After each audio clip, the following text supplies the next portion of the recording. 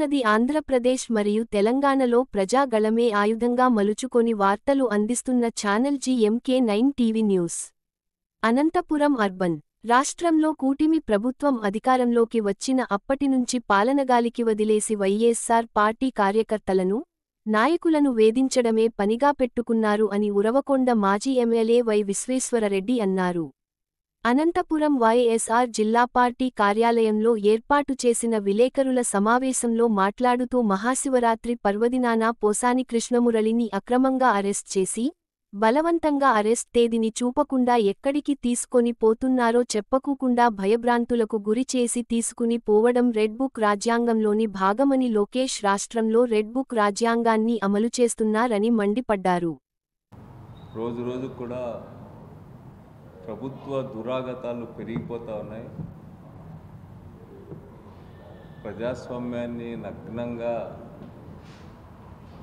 పరిహసిస్తూ ఉంది ప్రభుత్వం. ప్రజాస్వామ్యం అంటేనే భయపడిపోతూ ఉంది ప్రభుత్వం. బరి తగ్గింపు చర్యలకు పాల్పడుతూ ఉంది. రాజకీయంగా కక్షపూరిత విధానాలకు పాల్పడుతూ ఉంది.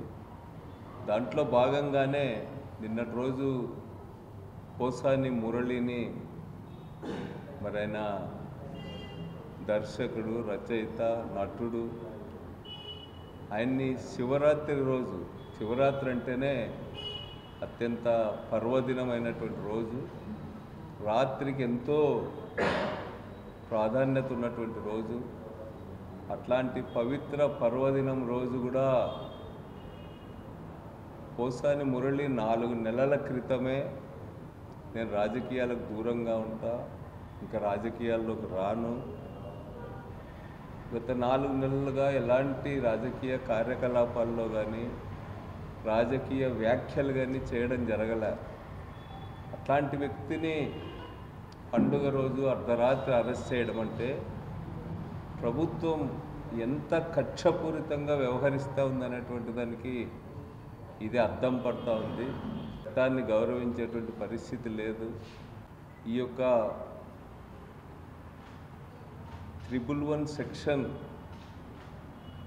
వర్తించదని చెప్పి హైకోర్టు స్పష్టం చేసినా కూడా ఈరోజు వ్యవస్థీకృత నేరం ఆ చట్టం కింద రాజకీయ ప్రత్యర్థులను అరెస్ట్ చేయడం అనేటువంటిది చాలా దుర్మార్గమైనటువంటి విషయం. సరే, రాష్ట్రంలో చాలామంది పైన ఈ సెక్షన్స్ పెట్టి బెయిల్స్ రాకుండా, హైకోర్టు వ్యాఖ్యలను లెక్క చేయకుండా ఈ ప్రభుత్వం బరి తెగించి ముందుకు పోతూ ఉంది. ప్రభుత్వం పైన విమర్శ చేస్తే చాలు, ఎమర్జెన్సీని తలదన్నేటువంటి రీతిలో ఈరోజు అప్రజాస్వామికంగా వ్యవహరిస్తూ ఉంది. ప్రజాస్వామ్యబద్ధంగా వ్యవహరించడం కానీ ఈ ప్రభుత్వం చేయడం లేదు. ఈ ప్రభుత్వానికి ఒకవైపు భయం కనిపిస్తూ ఉంది, మరోవైపు బరి తెగింపు కనిపిస్తూ ఉంది. అంటే ఈ ప్రభుత్వం పట్ల చాలా అనతి కాలంలోనే తీవ్రమైనటువంటి వ్యతిరేకత కనిపిస్తూ ఉంది.